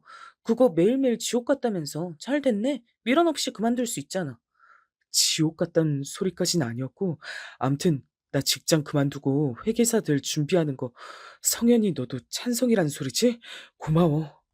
대박인 걸 굳이 내가 찬성 안 할 이유라도 있을까? 회계사 되는 거 너무 멋진 것 같은데? 제가 신이 나서 맞장구를 쳐주자 약혼자의 표정이 오모하게 변했었죠. 전 그제서야 눈치를 챘던 겁니다. 왜 약혼자가 제 앞에서 그런 얘기를 꺼냈는지 말입니다. 아, 회계사란 거 그냥 되는 게 아니구나. 그치? 맞아. 단단히 준비를 한 끝내 될 수 있는 게 회계사야. 아무나 되고 싶다고 해서 될 수 있는 게 아니야. 그니까 어설픈 자세로는 안 되고 내 모든 걸 걸고 준비를 해야 되기 때문에 당연히 직장도 그만둘 거고 다른 돈 버는 일도 못할 것 같아. 그저 회계사 되는 것에만 몰두를 하며 매달려야 할 텐데 그러는 동안에 성현이 네가 나 좀 먹여 살려줄 수 있을까? 내 내가? 한마디로 그럼 회계사 될 때까지 내가 뒷바라지를 해야 된다는 거네? 일단 내가 어느 정도 모은 것도 있는데다가 네가 내 생각보다 옷가게에서 돈도 잘 벌고 있으니까 별로 문제는 없을 거야. 문제가 있고 말고를 왜 그쪽에서 판단을 한 걸까요? 뒷바라지를 하게 된 입장인 제 쪽에서 판단을 하는 게 맞는 것인데요. 일단 고민이 됐습니다. 약혼자를 그 이전부터 알긴 했으나 사귄 건 이제 반년째였어요. 오래 만난 것도 아니고 결혼하기로 한 사이도 아닌데 제가 이런 소리나 듣고 있어야 되는 게 맞나 싶었습니다. 제가 그런 고민에 빠져 있단 걸 눈치챘는지 이튿날 약혼자는 또 간절하게 부탁을 해왔어요. 회계사가 되는 건 내 일생 일대의 꿈이었어. 더 지체를 하다간 평생 후회하고 살 것 같아서 그래. 회계사가 돼서 떵떵거리면서 돈도 많이 벌고 어깨에 힘 빡 주고 다니면서 고개 치켜들고 다니는 멋진 내 모습 너도 보고 싶지 않아? 우리 비록 길게 만난 사이는 아니지만 누구보다 진지한 관계잖아. 우리 암묵적으로 결혼 바라보고 나아가는 사이인 거 맞지? 갑자기 결혼이란 두 글자가 제 귀에 꽂히더라고요. 고학력자인 약혼자가 사차 직업까지 달게 되면 그 결혼 저희 집안에서 쌍수를 들고 환영할 게 뻔했습니다. 연로해지신 친할머니의 입을 기쁨으로 찢어지게 만들어 드릴 수 있을지도 모른다는 생각이 들었어요. 다들 똑같이 장사를 하면서 사는 것도 기가 막히지만 결혼할 짝도 꼭 자기 수준 같은 사람만 만나서 결혼한다며 그 점이 어처구니 없다고 말씀하시던 분이었으니까요. 제가 이런 결혼을 한다면 너무나도 행복해 하실 것이 분명했습니다. 아, 그래. 내가 공부 쪽으로 머리가 안 타고났기 때문에 잘 알고 있잖아? 회계사인지 뭔지 아는 전문 직종에 도전하는 거. 누구는 돈을 억만금씩 지원해주면서 하라고 해도 못할 짓이야. 머리가 안 따라주는데 어떻게 도전하겠어? 공부가 체질에 안 맞는데. 암만 사짜 직업을 달고 싶은 뭐래. 근데 나랑 결혼하겠다는 남자가 회계사에 스스로 도전하겠다는데 이걸 내가 뒷바라지 해주면 결국 나한테 좋은 일이 될 거야. 나라는 인재가 하나 더 생기는 거고 우리 집안엔 엘리트 하나가 입성하는 거고 이게 바로 누이 좋고 매부 좋은 일이네. 이런 식으로 생각을 마친 전 결심했습니다. 약혼자의 뒷바라지 까짓 거 제가 해주기로 했어요. 그러자 약혼자는 무척이나 기뻐하면서 감동으로 눈물까지 글썽거렸습니다. 회계사에 모든 걸 걸고 도전은 하고 싶은데 현실적으로 상황이 안 따라주니까 망설여야만 하는 자기가 슬펐다고 합니다. 그런데 절 만나 이런 기회를 얻게 됐으니 자기는 행운아라고 표현을 하더군요. 성윤아, 네가 각종 진상 손님 비 맞춰가면서 힘들게 한 푼 두 푼 버는 돈 내가 절대 헛되이 쓰지 않을 거야. 낭비되는 일 없을 거야. 내가 열심히 공부할게. 나 믿어줘서 고마워. 약혼자는 감동이 차오른 채로 다니던 직장에 사표를 냈습니다. 회계사 도전을 위해 그만둔다고 동네방네 소문을 다 냈더라고요. 그걸 보면서 정말 자신 있나 보구나. 전 이 정도로만 생각했었죠. 제가 한 푼 두 푼 힘들게 버는 건 맞지만 한 푼 두 푼만 있을 정도로 주머니 사정이 절대 궁핍하지 않다는 얘긴 굳이 안 꺼냈습니다. 저희 집안에 돈 잘 버는 사람들은 꽤 널린 편이었어요. 공통점이 있다면 죽이 되든 밥이 되든 젊은 나이부터 이르게 도전해서 부딪혀 본다는 점이었죠. 그래서 많은 시행착오들을 겪었다는 걸 전 잘 알고 있었습니다. 가장 흔한 시행착오가 돈 얘기를 괜히 주변에 떠들었다가 한 푼 줍쇼란 소리를 듣게 되어서 시달리고 인간관계 망치고 상처받고 그런 경우였습니다. 그래서 집안 밖에서 돈 얘기를 하는 경우는 신중했죠. 젊을수록 그래야 한다고 배웠습니다. 주변에 치기 어린 마음으로 시기 질투를 하는 사람들이 더 많으니까요. 그런 걸 잘 인지하고 있었던 전 약혼자에게 저희 집안에 이런 가풍을 입 한 번 벙긋한 적이 없었어요. 그래서 약혼자는 제가 서울에서 혼자 친정 부모님의 원조를 받아 자취를 하고 있으며 친정 부모님을 비롯한 대부분의 친척들은 시골 생활을 하고 있고 제가 워낙 경제관념이 투철해서 열심히 벌어 저축을 하며 돈 걱정 없이 살고는 있지만 부자와는 거리가 멀다고 여기고 있었습니다. 딱 그 정도로만 멋대로 생각해 주는 게 오히려 제 입장에선 나았기에 그냥 두었던 것이고요. 솔직히 말해서 회계사의 히읗자도 몰랐던 제가 얼떨결에 회계사가 되겠다는 약혼자를 뒷바라지해 주게 된 지 대략 6개월 정도가 흘렀을 때였습니다. 제가 일하는 옷가게에 불쑥 고함을 지르며 등장한 여자가 있었어요. 우리 진혁이 오빠한테 꼬리친 기집애가 여기서 어떤 기집애야? 손님들이 놀라서 웅성거렸고 전 머쓱하게 그쪽으로 다가가 혹시 찾는 기집애가 저인지 확인해 들어갔습니다. 제 남자친구 이름이긴 한데 무슨 일로 이런 난리를 치시는 거죠? 누구세요? 아, 꼬리친 기집애가 바로 너야? 그, 근데 나이가 좀 있는 것 같네? 전 진혁이랑 동갑인데요. 그쪽은 진혁일 오빠라고 하는 걸 봐서 저보다 어리신 것 같네요. 반말하지 마세요. 목을 접어버리는 수가 있어요. 와, 말하는 거 대박이다. 옷가게에서 일을 해서 그런가 기센 거 장난 아니네? 저기요, 기가 세든 말든 남의 남자한테 꼬리치시면 안 되죠. 진혁이 오빠랑 잘 돼가고 있었는데 그쪽이 꼬리치시는 바람에 뺏겼잖아요. 무슨 개소리지? 어디서 지령이라도 받고 왔어요? 진혁이랑 제가 사귄 지 이제 1년 정도 됐는데 뭔 상황인지 이해가 안 되네요. 거짓말하지 마세요. 이제 1인 된 거 아니에요? 저한테 진혁이 오빠 뺏어가서 사귄 지 얼마 안 됐잖아요. 남의 사업장에서 자꾸 소리 지르면 입을 쳐버릴 거예요. 저쪽 구석탱이로 따라오세요. 어떻게 된 일인지 상세히 들어야겠으니까요. 기껏해야 20대 중반도 안 될 것 같은 여자를 데리고 휴식 공간으로 가서 얘기를 들었습니다. 조용한 곳에서 1대1로 있으니까 상대방이 무척 얌전해지더군요. 어리단 게 보였습니다. 그래서 이런 어린 친구가 대체 저의 약혼자와 무슨 접점이 있어서 이러는지 궁금해졌고요. 그러자 저에게 설명을 하기를 본인은 제 약혼자와 2년 전부터 알고 지낸 사이였는데 본격적으로 연락을 자주 주고받은 것은 3개월 정도가 됐다 그랬습니다. 여자 쪽에는 제 약혼자와 당연히 사귀게 된 것으로 생각이 들어서 우리 사귀는 거 맞지? 라고 물어보자 제 약혼자가 갑자기 연락을 끊었단 거예요. 답답해진 여자가 어떻게든 제 약혼자와 다시 연락을 해냈고 다른 여자가 생겨서 너와는 사귈 수 없다는 대답을 들었다고 합니다. 여자 입장에선 갑자기 나타난 제가 약혼자를 채워간 것으로 느껴졌던 거예요. 다른 여자가 생겼단 게 거짓말이 아니라면 그 여자가 어디 있는지 알려달라고 난리를 쳤고 그러면서 제가 일하는 곳을 알아냈다고 하는 겁니다. 왠지 예전에도 한번 옷가게로 찾아온 적이 있었던 다른 여자의 일화가 떠올라서 머리가 다 아프더라고요. 설마 하니 제 약혼자가 이런 쪽으로 상습범인가 싶어졌어요.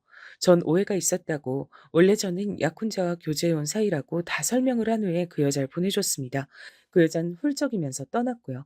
약혼자에게 열받아서 연락했더니 지금은 열심히 코피 흘리며 공부 중이라 곤란하다 그랬습니다. 다른 여자들 만나느라 코피 흘리는 건 아니고 개수작 부리지 말고 솔직하게 털어놓는 게 좋을 거야.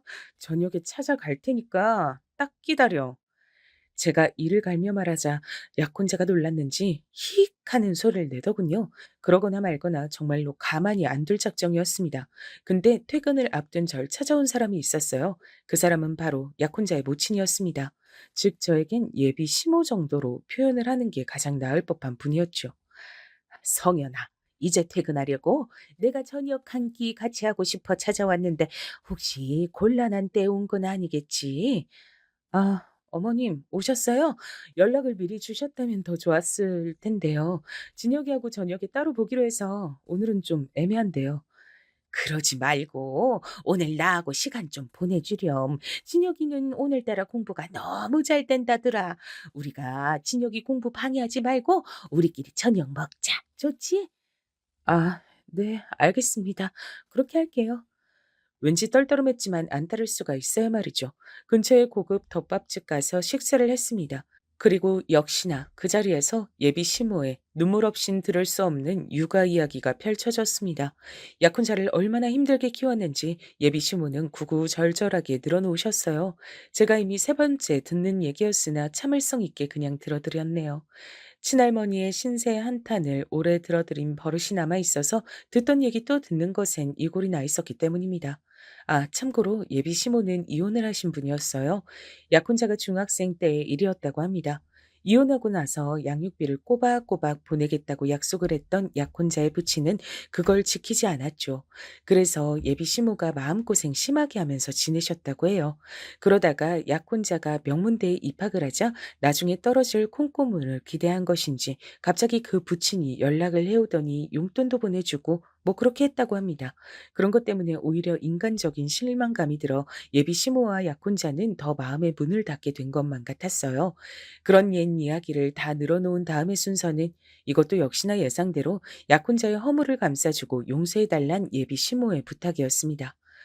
우리 진혁이가 공부만 잘하고 인물만 잘났고 성격만 좀 괜찮지. 나머진 젬병이야. 한없이 서투르고 부족해.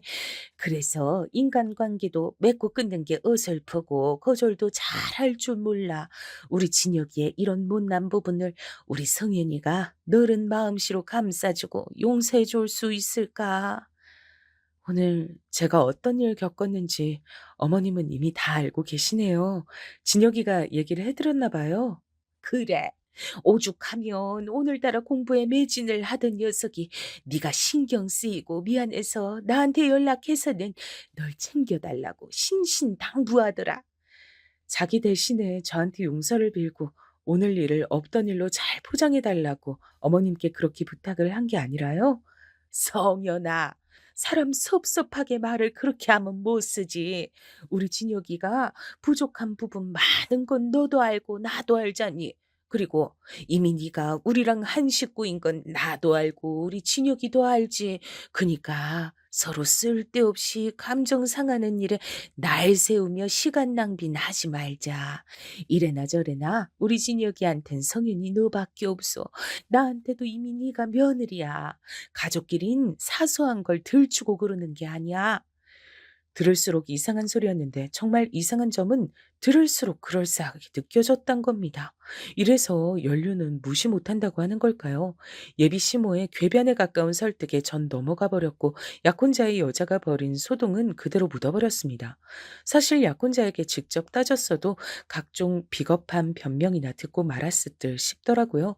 예비 시모께선 거듭 저의 손을 잡으시며 고맙다, 정말로 고맙다 이렇게 인사를 해주셨어요. 제 도움이 없었다면 약혼자가 회계사에 마음 편히 도전하지도 못했을 거라고 하셨습니다. 약혼자가 회계사 도전에 나선 지 1년이 넘어갈 무렵 그때부턴 제 주변에서도 제가 약혼자와 막연히 결혼하게 될 사이라고 생각들을 하게 됐죠. 제가 말을 그렇게 한 적도 없지만 다들 은연중에 그런 생각들을 하고 있었더라고요. 약혼자가 회계사가 되기 위해 발버둥을 치기 시작한 지 2년 정도가 되었을 때 제가 친오빠한테 상담을 청했습니다. 오빠, 원래 회계사라는 게 그렇게나 되기 어려운 건가? 난 그거 준혁이가 금방 될 줄 알았는데 그렇지도 않네. 지인 통해서 들은 적 있는데 회계사 되려고 하면 보통 3년은 기본으로 잡고 처음부터 준비를 하는 것 같더라. 3년? 그게 절대로 되게 쉬운 게 아니었구나. 역시 사차 직업은 달라도 뭐가 다르다. 이젠 내가 진혁이 생활비를 100%다 대주고 있어서 앞으로 얼마나 더 지원을 해줘야 하는 건지 그게 궁금해져서 한번 물어봤어. 그래도 그렇게나 되게 어려운 게 회계사인데 나하고 결혼할 남자가 그런 도전을 하고 있다는 게 난 좋게 느껴지네. 나는 솔직히 그놈이 믿을 만한 놈인진 잘 모르겠어서 딱히 해줄 말은 없는데 집안에 회계사 들어왔다고 하면 어른들은 좋아하실 거다. 아우, 열심히 남은 기간도 뒷바라지나 하면서 보내야겠다. 제 막연했던 예상보다 되게 어려운 것이 회계사였어요. 공부와 크게 연이 없는 저로선 새삼 약혼자가 신기하게 느껴졌고 필요하다는 게 있으면 아끼지 않고 지원을 해줬습니다. 그리고 약혼자가 회계사의 길을 위해 노력한 지 3년째가 됐을 무렵부턴 아예 제 자취방에서 같이 살았죠. 제가 밥하고 빨래하고 청소하고 그런 것까지 혼자 다 해줬습니다. 저도 바빠 죽겠는데 그런 와중에 도시락도 직접 싸서 약혼자가 다니던 학원으로 들려보냈었네요. 저도 날이 갈수록 바쁘게 살고 있었죠. 약혼자에겐 옷가게 일이 바빠진 거라고 둘러댔었지만 제 일을 여러 가지로 하느라 정신이 없었던 것이었어요. 회계사 공부하느라 정신없는 약혼자에게 굳이 제 얘긴 하지 않았지만요. 그렇듯 바쁘게 일을 하면서 약혼자를 챙기고 돈을 100% 제가 지원해주는 일상이 저도 전혀 피곤하지 않았던 건 아니었습니다. 하지만 어차피 결혼할 사이였고 약혼자가 회계사가 되는데 성공하리라고 믿었기 때문에 감수할 만한 생활이었던 것뿐이에요. 약혼자는 종종 이런 생색을 내는 것도 잊지 않았었죠. 성현아, 세상엔 양심이 없는 놈들이 참 많잖아. 만약에 내가 그런 놈들 같았으면 진작에 너하고 결혼했을 거야. 너한테 결혼하자고 졸랐겠지. 하지만 난 무척이나 양심이 있는 놈이거든. 그래서 내가 이루고 싶은 꿈을 이루고 나면 정식으로 멋지게 그때 너한테 청혼할 거야. 뭐든 되고 나서 결혼하는 게 맞는 거지. 아직 꿈도 안 이뤘으면서 결혼부터 하자고 하는 놈들 정말 양심도 없어. 그런 놈들은 죄다 일찍 탈모와서 대머리나 될걸? 그거 이제 회계사 될 날이 얼마 남지 않았으니까 나보고 기대하란 소리 맞지? 알았어. 마음껏 기대할 테니까 열심히 해. 솔직히 4년 가까이 회계사의 꿈을 향해 달려나가기만 하는 약혼자를 보며 그럼 우리 결혼은 언제 하나 이런 생각을 제가 안 해본 건 아니었어요. 차라리 결혼을 먼저 하는 게 낫지 않을까 싶은 마음도 살짝 있었고요. 일찍 해치워버리고 싶은 심리였다고나 할까요? 하지만 저의 그런 마음을 알기라도 한 것인지 약혼자가 결혼을 먼저 해선 안 되는 이유를 저렇게 말해주면서 그때마다 생색을 냈던 거예요. 본인은 무척 양심이 있고 매너가 좋은 남자란 것이었죠. 약혼자가 회계사가 되기만 하면 어쨌든 다 해결될 일이었습니다. 제가 약혼자의 뒷바라지를 하면서 지내는 동안 제 가장 친한 친구 2명은 결혼을 해버렸고요. 제 사촌들도 결혼을 꽤 했어요. 저는 아직 정식으로 결혼은 하지 않았지만 어차피 결혼할 사이로서 예비 시댁의 이모저모에 참견까지 했었습니다. 제사까지 제가 참석해서 준비를 다 했었네요. 예비 시댁의 어른들께서도 제가 찾아가서 제 주머니를 털어서 용돈도 드렸고요. 그러면서 지냈습니다. 어차피 결혼할 사이라고 생각해서 당연히 굴었던 거예요. 예비 시모도 당연히 절 며느리 취급을 해주고 계셨고요. 약혼자가 회계사만 되면 더할 나위가 없겠다고 생각하던 어느 날이었습니다. 제가 그렇게나 오래 하게 될 줄 처음엔 상상도 못했던 뒷바라지 생활이 5년을 넘어갈 때 약혼자가 마침내 합격으로 해냈습니다. 대한민국의 공인 회계사가 된 거예요. 드디어 해냈구나. 축하해. 그동안 고생 많았어. 말로만 회계사, 회계사 거리다가 정말로 회계사가 된 모습 보니까 자랑스럽고 멋지다. 최고야. 성윤아, 이게 다 네 덕분이란 생각이 든다. 내가 지난 5년 동안 땡전 한 푼 안 벌면서 전혀 어려움 없이 생활하면서 회계사 공부에 매진할 수 있었던 거 전부 성현이 너의 노력이고 헌신이었단 거 내가 다 알고 있어. 정말 고마워. 역시 너란 여자를 선택한 나의 눈은 틀리지 않은 거였어. 제 앞에서 기쁨의 눈물을 글썽거리는 약혼자의 모습이 처음 만났을 때보다 어느새 나이가 들어 있었단 게 보였고 그에 발맞춰서 저도 나이가 들어 있었단 게 실감이 들어서 정말 기분이 묘했던 것 같아요. 함께 5년이 넘는 시간을 보내며 그만큼 성숙해졌고 나이가 들었더군요. 어느새 저에게도 약혼자는 없어서는 안 될 존재가 된 지 오래였고 이제 당연하게 결혼할 순서만이 남아 있었습니다. 제 약혼자가 회계사가 되었다는 소식을 접한 친정 부모님은 무척 행복해 하셨어요.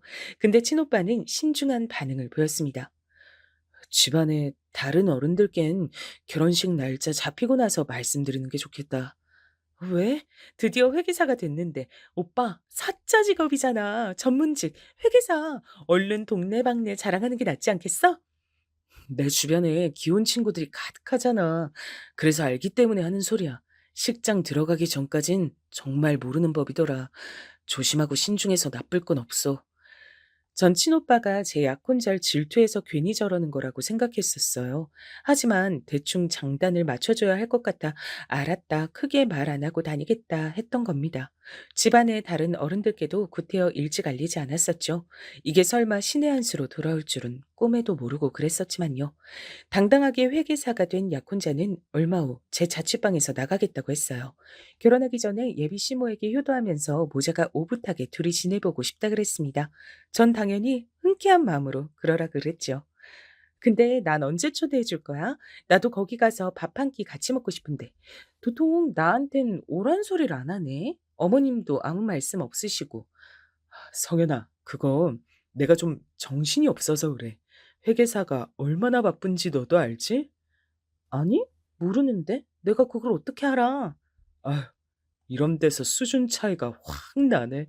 별 수 없나 보다. 암튼 난 바쁘고 요새 우리 엄마도 친구분들하고 모임이 많으셔서 너한테 연락할 새가 없다. 나중에 자리 한번 만들게. 됐지?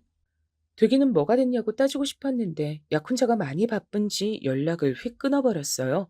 저한테 수준 차이를 운운한 의미가 뭐였냐고 사실은 이거부터 묻고 싶었죠. 약혼자는 회계사가 된 이후로 저한테서 먼 사람이 된 것만 같았습니다. 연락도 잘 안 됐고요. 바쁘단 말을 입에 달고 살았죠. 예비 시모 쪽도 마찬가지였어요. 전 회계사가 되기 전까지만 해도 저에게 매달리며 저밖에 없다고 말을 하면서 늘 고마워하던 모자는 대체 어디로 증발했나 싶었습니다. 제가 참다 참다가 약혼자를 찾아갔어요. 일하는 곳을 알아내서 그 앞으로요. 그랬더니 절 발견하고 화들짝 놀라면서 슬쩍 피하는 거예요. 왜 날 피해? 왜 못 본 척 지나가려고 했어? 성현아, 연락도 없이 막 찾아오면 어떡하냐, 사람 곤란하게. 연락했잖아, 수도 없이. 근데 안 받는 걸 어떡하라고? 받아도 바쁘다는 한마디만 남기고 끊는데 그 앞에서 나보고 어떡하란 거야? 아무리 그래도 여길 찾아온 건 네가 너무했다. 창피하잖아. 나 쪽팔릴 건 생각도 안 해주나 봐. 쪽팔려? 너는 내가 설마 쪽팔리단 거야? 왜? 네가 끌고 온 차를 봐. 구형 마티즈. 저게 언제적 차인데 아직도 끌고 다녀? 전문직 여성들과는 거리가 아주 먼 편한 차림새도 그렇고 아우 진짜 여러모로 한숨만 나온다. 한숨만 나와.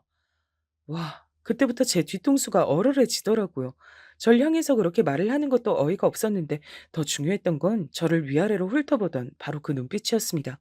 부끄럽고 딱한 것을 바라보는 듯한 시선이었죠.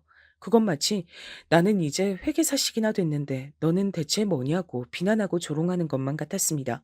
속이 뒤집어질 것만 같은 것을 꾹 참고서 약혼자에게 물어봤어요.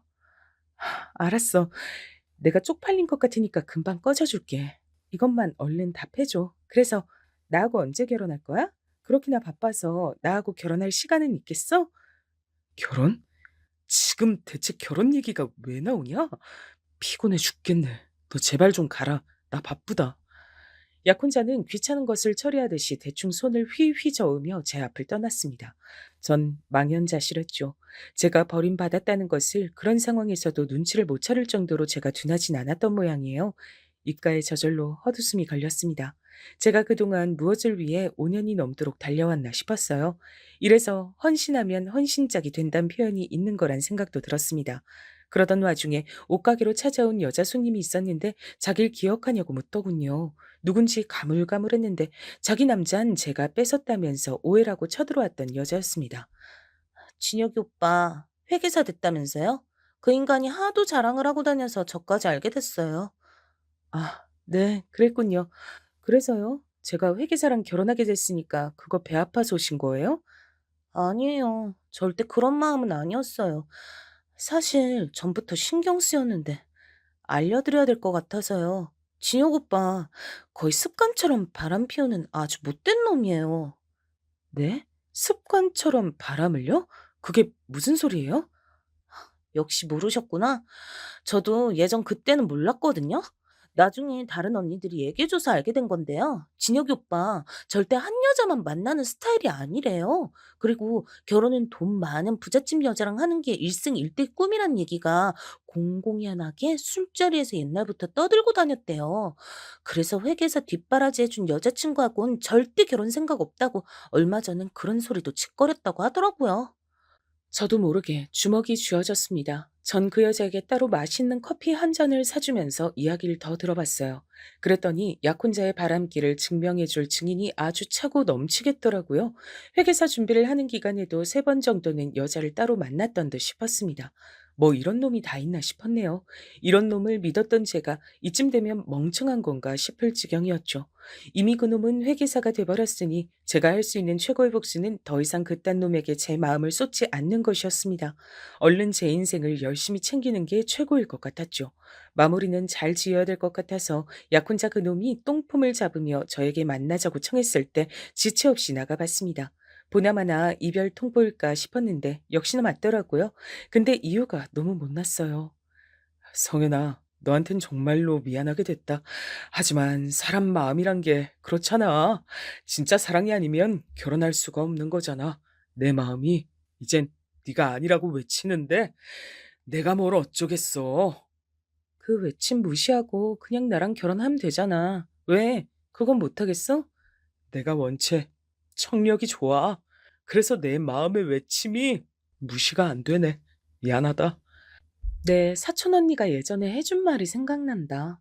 잘생긴 놈들은 만나보면 얼굴값에서 짜증나는데 그래도 못생긴 놈들보단 낫대. 왜냐면 못생긴 놈들은 꼴값을 떨거든. 그게 딱 네 얘기야.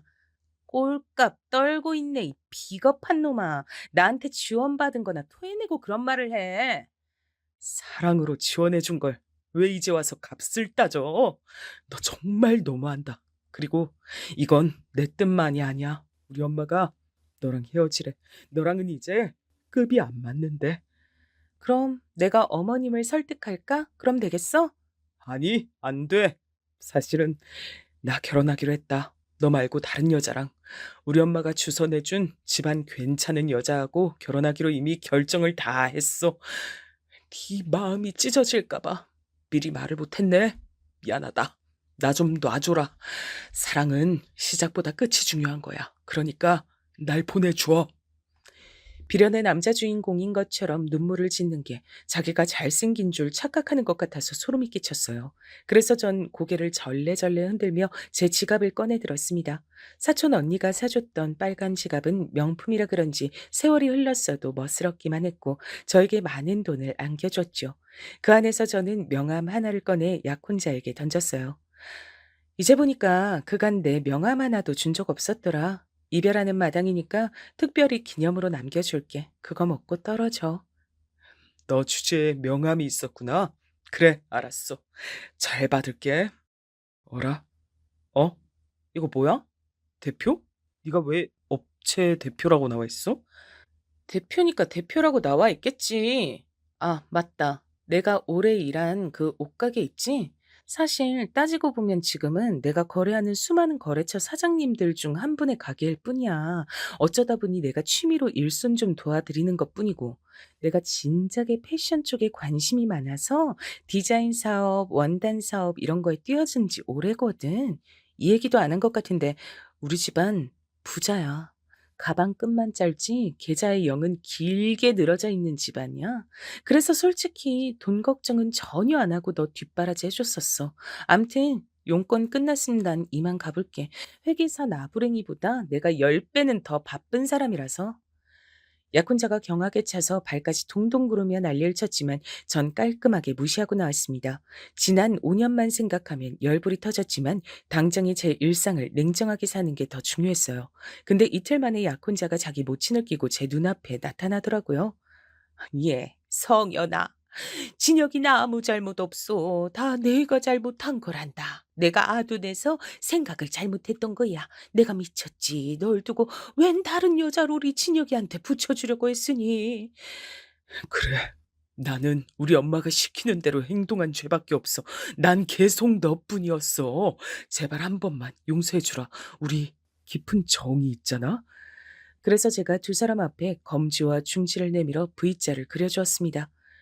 두 가지 선택지가 있어요. 제가 경찰을 부르고 그 경찰한테 끌려가느냐, 아님 자기 발로 걸어서 나가느냐. 다른 선택지는 없으니까 신중하게 고르시고요.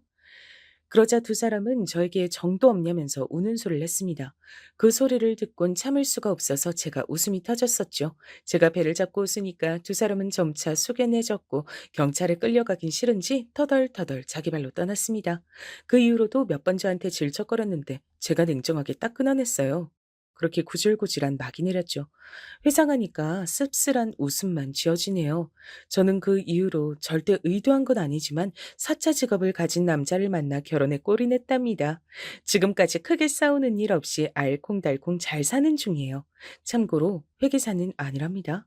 회계사가 됐던 옛날 그놈은 진작에 이른 탈모가 와서 거의 대머리가 됐다는 후문이에요. 힘들게 어떤 여자하고 결혼을 하더니 더욱 힘들게 이혼을 해서 요란하게 소문이 다 났었답니다.